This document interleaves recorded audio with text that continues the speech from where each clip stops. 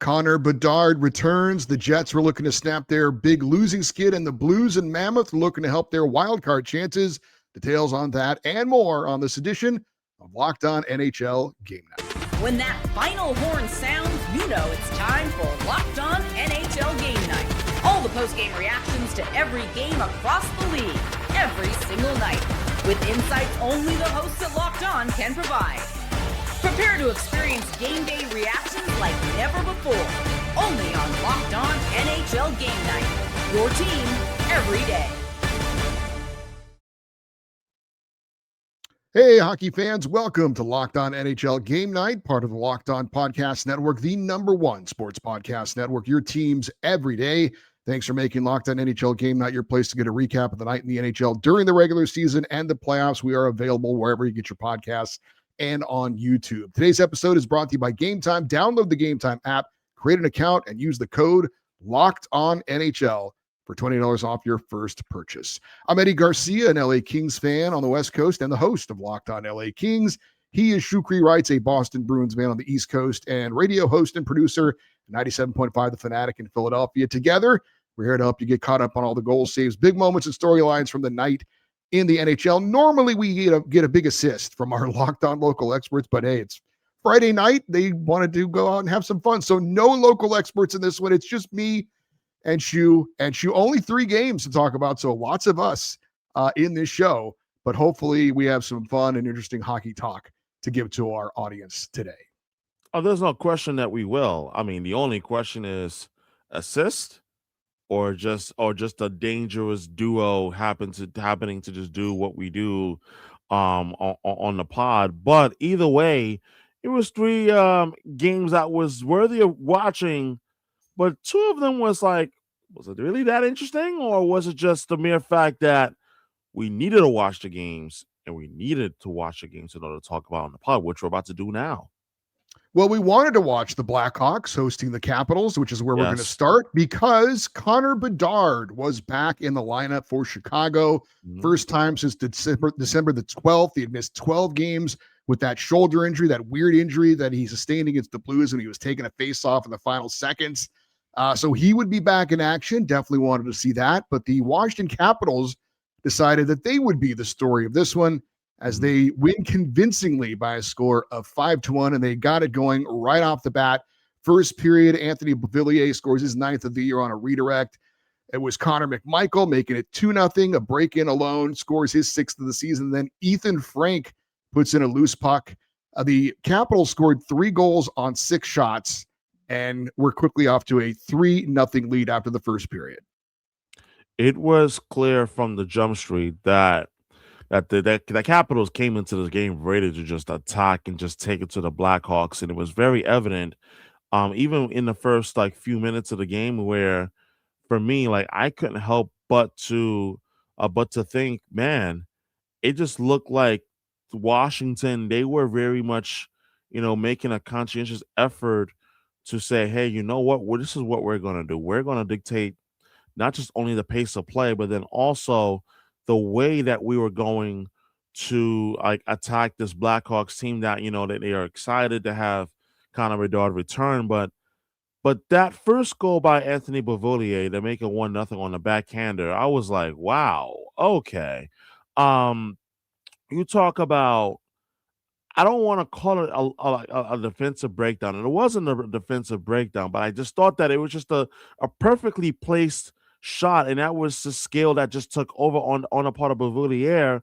But then also, one of the things that did stand out to me, but when it got to 2-0, I was starting to wonder, where's the focus of the Chicago Blackhawks? And the thing that really got me just wondering was, it was the Connor McMichael goal that made it 2-0 on that breakaway, in which that it was a beautiful feed, by the way, in which that Connor McMichael, he was able to grab it, and then he just literally just lit the puck on 5-hole, and I wish made it a 2-0. I was wondering, where's the focus of the Chicago Blackhawks team? But Washington, right off the rip, they were just ready to come out and force the issue, and they did exactly that starting in the first period.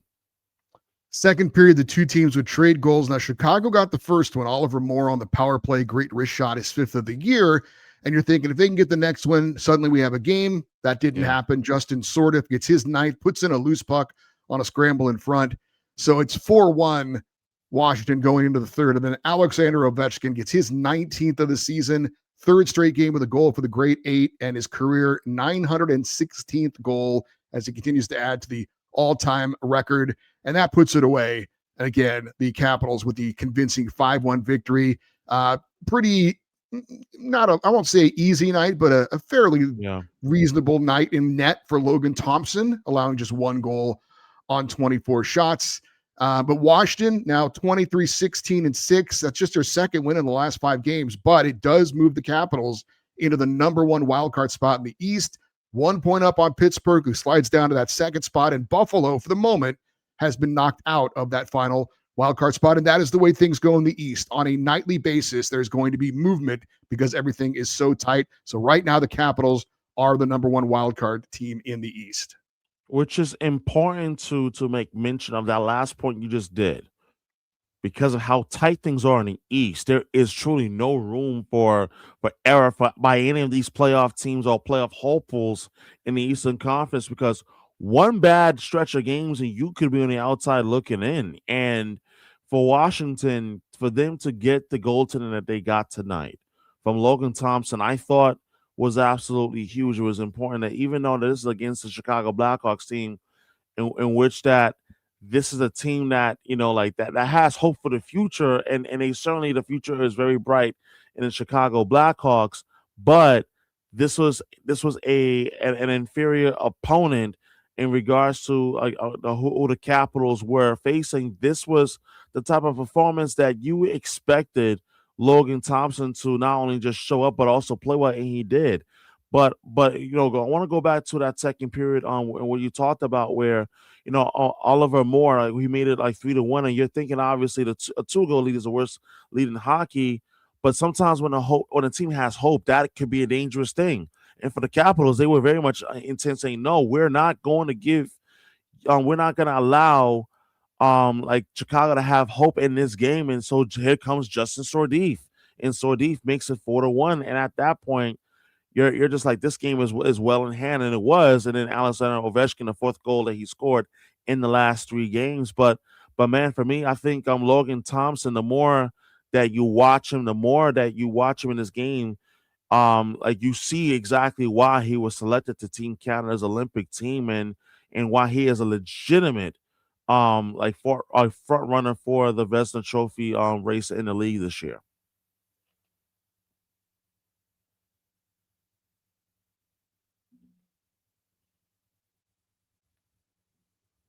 Unfortunately, I think you're muted, and it's all good. I think Eddie may have muted himself, which is actually hilarious for those watching on YouTube, because like he actually is talking and it's like there's no sound. Your mic is actually muted. And I can't hear a thing because you're actually muted. Hello. Hello, sir. It was lovely to be able to help carry the show for a few moments. I was like, Eddie, you're actually muted. Like there is no sound coming from you whatsoever. Well, for people who were watching, they may have noticed my mic got disconnected for a moment, but we are here together. Right? That's okay. Yes. I was saying Connor Bedard, first game back since December 12th, like we mentioned. Didn't have much of an impact in this one. Obviously, they're thrilled to have him back regardless, but no points. He was a -1, 4 shots on goal, played 17 minutes and 7 seconds, 20 shifts. So we were all kind of tuning in to see the return of Connor Bedard. It didn't really work out that he did much in this one, but again, excited to have him back on the ice without question. He is a very, very important player for Chicago.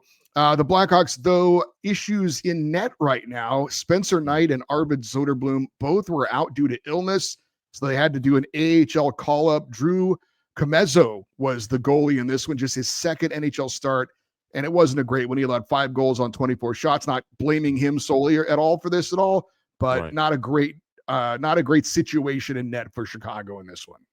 No, it certainly wasn't, and it was tough to see. I mean, to no fault of his own, like especially considering this, this bug that's going around, when it's gotten a lot of people sick, including yours truly at one point last month. So, I mean, like definitely sending like the best wishes out there to both of the Chicago netminders, that are on the roster, but definitely a tough night in that for the Blackhawks for sure.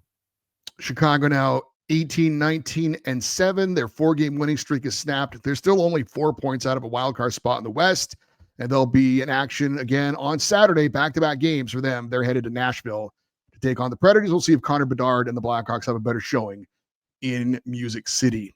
The Jets look to snap their long losing skid. They'll do it against my LA Kings. Would they do it? Look at this face. They did. Very handsome. We'll give you the details next on Locked On NHL Game Night. There is nothing like being near the ice during hockey season. The speed that hits the atmosphere is unmatched. Watching at home is great, but being in the building is a completely different experience, as you know, as a hockey fan. The only thing that is getting in the way of actually getting those tickets is having a great app to help you out, and that is where the Gametime app gives the advantage back to you, the fans. It's the hack for unlocking amazing NHL tickets and experiences in just a few taps. I pull up the Gametime app, check out the upcoming NHL games for my LA Kings, and I was surprised how fast it was to find great seats. The app is incredibly easy to use. Browsing, comparing, and buying tickets took just minutes. One of my favorite features is seeing the view from my seat. Before you buy, you know exactly what you're getting as far as your view. Total zone deals are clutch. You choose the section, Gametime picks the seats, and you save even more. See NHL tickets available for as low as $25. It is easy to get out to a game and have a fun night. Really like that the fees are included up front, so the price you see is the price you pay. Knowing tickets are backed by the Gametime guarantee also gives you real peace of mind. Take the guesswork out of buying NHL tickets with Gametime. Download the Gametime app, create an account, and use the code LOCKEDONNHL. That's Locked On NHL for $20 off your first purchase. Terms apply. Again, create an account, redeem the code Locked On NHL for $20 off. Download the Gametime app today. All right, my LA Kings were in Winnipeg to take on the Jets, who were losers of 11 in a row coming into this one. And that losing streak would come to an end with a convincing 5-1 victory, and the Jets would get off to a good start in this one. 2 goals in the opening period. Vladislav Domestikov scores his 7th on a deflection. He was a healthy scratch in their last game. And then Cole Koepke on a one-timer gets his 3rd of the year, and it's 2-0 Winnipeg. So a good start for them. However, they have been a team that has blown some leads over this losing streak, so they knew they needed to add to the lead, and they would do so with 3 more goals in the second period. Jonathan Taves gets his 4th of the year. He puts in a rebound off the post, and then Mark Scheifele would score not 1, but 2 goals, numbers 21 and 22. One of them went off the foot of LA's Quentin Byfield. The other was a nice one-timer. So the goals were going in from a variety of different players and in a variety of different ways. They didn't even have Connor Hellebuck in net in this one. Eric Comrie, who has been pretty mediocre this year, allowed 1 goal on 24 shots. And Winnipeg gets its first win since December the 13th. Now 16-22-5, but the winning streak is over. They can at least feel good for this game. But what's going on with the Jets is amazing. President's Trophy winners a year ago. And as it stands right now, the fewest points in the NHL. It's been a disaster, but look, there's still half the season left. I think the Buffalo Sabres have shown that if you can strike and get hot, you can get back into it because everything's so tight. But the Jets have put themselves in a really tough spot. It starts with 1 win. They get the win over the Kings. We'll see where it goes from here. It starts with a win, and their losing streak came to an end. Unfortunately, it was your team that said, I don't know if showing up is actually optional tonight, but it certainly looked as it clearly wasn't. And I'm going to tread lightly because I actually care about you, and I unfortunately do not want to. I don't want to see you be emotionally bothered because I know how much you. I mean, I know I'm a little late to the party. I'm sorry. I mean, I'll try to. I don't like showing up on time to parties. I mean, just trying to be LA reasonable, but be it as it may, I will say that that first period was kind of an indicator as to like why I think the Kings are actually sometimes rather maddening to watch this season, because there are some nights you watch them and it's like, okay, they're starting on time, they look sharp, they're getting to loose pucks, they're in on a forecheck and they're established their style of play early on. But that first period, you didn't see that. You saw Winnipeg, on the other hand, say, you know what? We're going to dictate the pace of play, and we're going to turn around and force the pressure in the Kings' own end. And they did that. That Namestnikov goal was exactly what I was talking about. And the thing that I found to be particularly disturbing on the part of the Kings is it just seemed like that there were pockets in that first period where I don't want to say that they were disengaged, but they were absolutely taken to the wood chipper by the Winnipeg Jets. And on that Kepke goal, on that slap shot goal, it just seemed like no one wanted any part of that slap shot in terms of at least like getting in front of it. But man, it was definitely a first period in which that I thought for the Winnipeg Jets, they were intentional and they were hell-bent on bringing everything to the table tonight to make sure that this losing streak came to an end. But it didn't get any better in that second period, in which that once Jonathan Toews scored to make it 3-0, it was beyond clear that this was not the night that the Kings certainly hoped for on the road. But for the Winnipeg Jets, they were very much clear that one way or the other, this losing streak was in fact going to come to an end, and it unfortunately did at the hands of your LA Kings. Well, I will say the Kings are missing 4 forwards: Anze Kopitar, Corey Perry, Joel Armia, and Trevor Moore are all out right now. However, the Kings did not come out and play the way that they needed to play early in this one. We did the Game Time show, our previous show. The Winnipeg Jets had lost their 11th straight, blowing a lead at home against the Edmonton Oilers. Yeah. They had 5 shots on goal over the last 2 periods. So the Kings needed to come out and jump on Winnipeg, try and make something positive happen, get them thinking, oh no, here we go again. And they did not do that at all. They only had 12 shots on goal through the first 2 periods of this game, did not have an aggressiveness, did not have a shot mentality, and did not do what was necessary. Now, I will say that the Jets almost let them get back in the game. Quentin Byfield scored to make it 3-1. Scott Arniel with an awful challenge for goalie interference on Byfield. And he lost it, and that gave the Kings a power play chance to cut it to 3-2, and suddenly we could have had a game. But the Kings not only don't take advantage, Adrian Kempe took a penalty and wiped away the power play opportunity, and that was kind of indicative of the night for the LA Kings. Darcy Kemper, who's been really good this year, allowed 5 goals on 16 shots and got pulled. And the Kings are now out of a wild card spot with that loss. We'll tell you why in a minute. And they've got back-to-back games. They're in Edmonton on Saturday, which is their big nemesis, who's eliminated them 4 straight years in the playoffs. And Connor McDavid's going for a record, which you know he's going to get 18 straight points. If he can get a point against the Kings, he will. So this was a really embarrassing and disappointing loss for my LA Kings. It was. And the thing that I was most disappointed by was just the lack of urgency that I saw in this game from Jump Street, which basically reiterates my earlier point. But the other part of it too, injuries aside, where the Kings were missing like key players in this game, I just thought that Winnipeg said, you know what, enough is enough. We're sick and tired of losing. And I don't know if you watched the show Shoresy on Hulu, but Shoresy has a line that goes like, you have to basically hate to lose more than you love to win. And tonight, unfortunately, like the Kings did not hate to lose more than they love to win. And it was clear that Winnipeg, and the way that they were aggressive in terms of getting shots on net, generating scoring opportunities, they hated to lose their 12th straight, which would have been the case. more than they finally broke their winning streak tonight. And you got to give credit where credit is due. Like Winnipeg came out and played a complete game.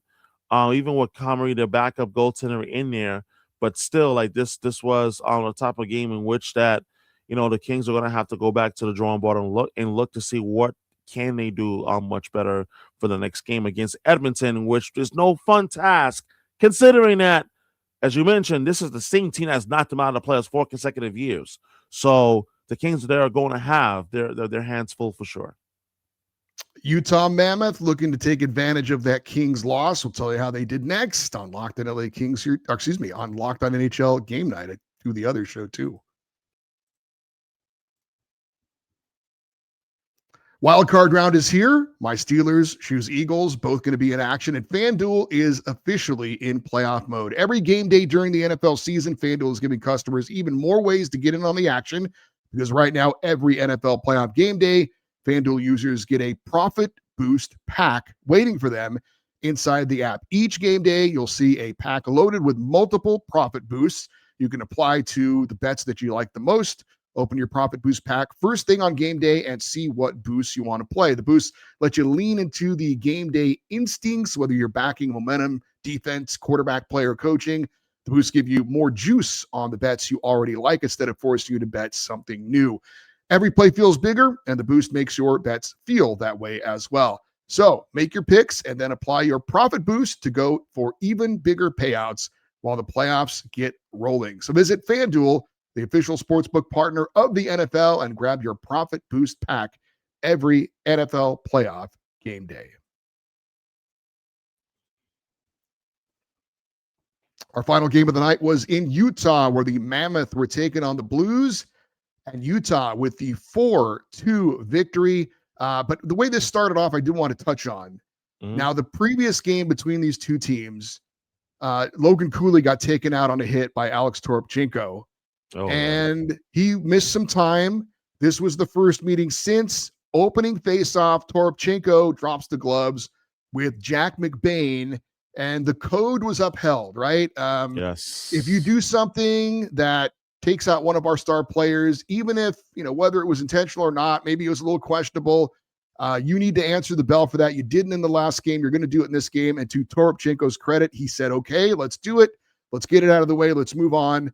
He took some pretty big shots in this one, but in the end, hockey justice was handled, and they moved on to playing hockey after that start on the opening faceoff. I loved it. It was cold, not only upheld, but it was honor. And if you were one of watching this game between St. Louis and Utah tonight, you knew that something was going to happen. You had to have known. So for me, I was genuinely not surprised at all. I was like, okay, this is going to be one of those nights where it is going to be very physical. It's going to be very nasty, like immediately, and it certainly was from both sides. And the physicality, like aside, the thing that impressed me in this game from the Utah was the fact that in terms of like the possession game, them winning the face of dominating the face-off circle, I really like what I saw. And you talk about scoring opportunities and like Nick Schmaltz, when he scored on a snapshot to make a 1-0 Utah, the thing that I thought it was like really like interesting was the fact that like St. Louis kind of got caught like a little like flat-footed in their own end, and Utah just said, we're going to take full advantage of it. And then in that second period, like watching like Lawson Cruz, like really, like just again jump on the Blues defense and say we are going to make you pay for every mistake that you make in your own end, and he did exactly just that.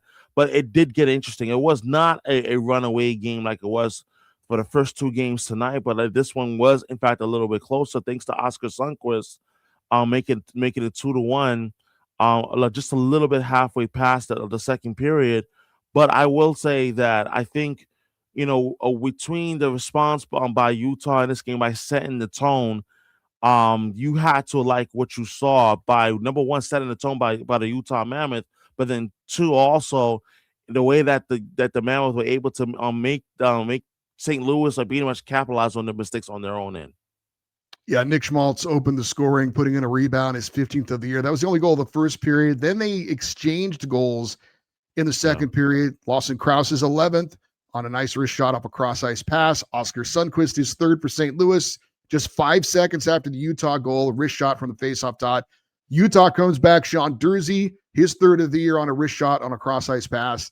And then Pavel Buchnevich gets his 8th, a one-timer from the high slot. So a back-and-forth second period, but then in the third, the man who started the scoring also closed out the scoring. Nick Schmaltz gets his 16th of the year, second of the game on the power play, one-timer from the high slot. And again, Utah gets that 4-2 victory, and a victory that was important for them because of the loss by my Kings. The win by Utah puts them into a wild card spot in the West with a record of 22-20-3 as the former Coyotes, now Mammoth, looking to get into the playoffs for the first time in a very long time. I know it's not, they say it's a different franchise, but let's be honest, it's the same players, it's the same GM, it's the same coach. They can say in name it's a different franchise, but people know the reality of it. But look, there's still half a season to go, but for Utah, trying to get in that postseason for the first time in their history and first time in a long time of those two franchises, being in a playoff position right now is not nothing.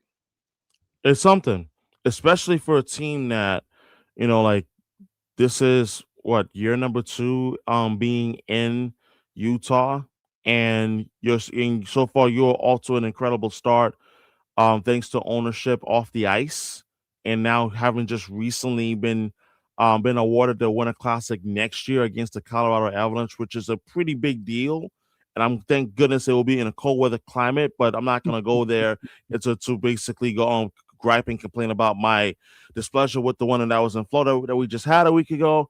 Be it as it may, they were winning off the ice, but on the ice they needed to, like we talked about it even going back to last summer when we were doing the off-season shows previews about the Mammoth. Like, this is a team that needed to make the playoffs this year for a number of reasons, and so far, even though that right now they are in a playoff spot at this moment in time, but who knows where things may stand in the next 24 hours, it's super important to see like the Mammoth get back there. And I think, when you have like some of the core players that they have, like in Schmaltz and Krause and like Clayton Keller is another one as well.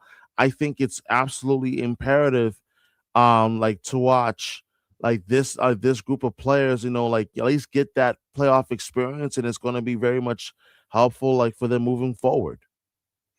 Kirill Vilimelko allowed 2 goals on 28 shots in net for the Mammoth. For the Blues, Joe Holford took the loss. He allowed 4 goals on 23 shots. For St. Louis, they dropped to 17, 19, and 8. They're still just 5 points out of a wild card spot in the West, but when you're taking on other teams that are also in that wild card fight as well, you need to get 2 points. They didn't in this one.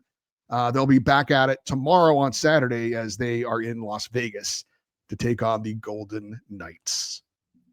That will do it for this edition of Locked On NHL Game Night. If you want complete coverage of your favorite NHL team, you need to find the Locked On NHL podcast and YouTube show for your favorite team. Also, Locked On NHL Game Night here for you each and every night until a Stanley Cup champion is crowned, to update you on what's going on in the NHL on YouTube and wherever you get your podcasts. That'll do it for this episode of Locked On NHL Game Night. For Shoe Crew Rights, I'm Eddie Garcia. Thanks for listening and watching Locked On NHL Game Night, part of the Locked On Podcast Network, your teams every day.